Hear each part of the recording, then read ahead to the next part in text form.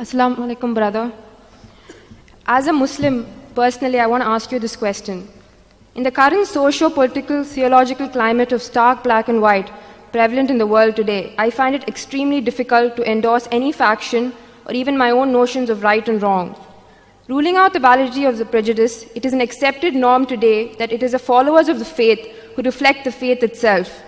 Assuming such an argument, how can I make a stand? How can I preserve the solidarity of my faith when there is a basic conflict of opinion between me and my Islamic peers? As an individual, would you personally endorse the stand of a Saddam Hussein, the passion of a Mujahideen fighter, or the death of a Palestinian suicide bomber?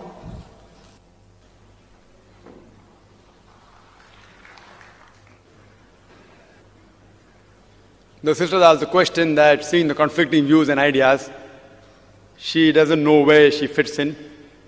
Who should she agree with? Who should she not agree with? What should she say? She's asking me a question that, do I agree with what's happening with the Palestinian Mujahideens, what's happening about Saddam Hussein, etc. Sister, as I told you, many a time these issues are political. What I say, that everything has a hidden agenda, and because I keep on traveling a lot, and again, right or wrong, Allahu Alam, I can't say this is the thing, but mainly the cause are a few selected people and the politicians. Again, the politicians. For political reasons, they make someone the scapegoat, and that's the reason they want to see to it that the ulterior motives have been solved. Me as a Muslim, if you ask me, that what should I say if someone asks me?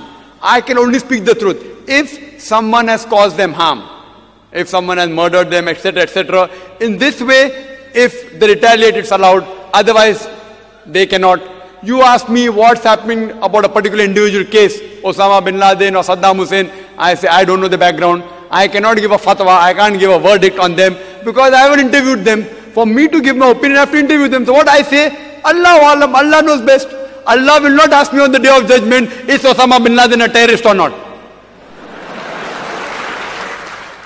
I will tell that if he has done wrong, if he has broken the guidelines of Quran and Sunnah, he is wrong. If he hasn't broken, he is good. That is not my basis to pass the examination. What I have to read? I have to read the Quran, I have to read the scripture. This question can be dealt with those who are experts who keep on traveling to Afghanistan, taking interview, etc. And we find such coming in the paper, etc. You as a Muslim, me as a Muslim, Allah will not, Almighty God will not ask us the question of day of judgment that do you agree Saddam Hussein is a terrorist or not. We have to say, Allahu Alam, we don't know.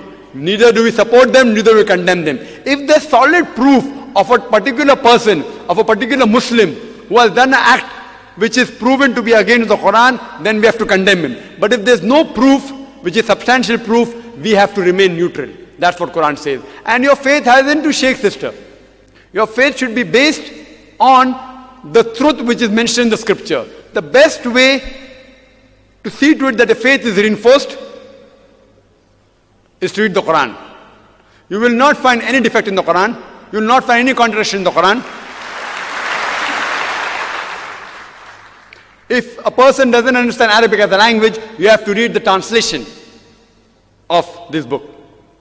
This is the translation by Abdullah Yusuf Ali, and the translation is available outside in the foyer. That sister, if you read how to lead a life based on the Quran, inshallah faith will become strong. And believe me, you will not feel shy at all to practice any of the fundamentals of Islam if you know the reason and logic why these fundamentals have been prescribed. If you know that, believe me, I keep on traveling in different parts of the world. I mean, I speak, I go with this cap, I have a beard, I go to different Western countries. Never have I faced a problem. Sometimes inquiry is there, but never the problem. I mean, why should I get scared to speak the truth? So if you have knowledge of the scripture and you know the reason and logic, you will feel proud. Even you too will call yourself, like me, you will also call yourself a Muslim fundamentalist.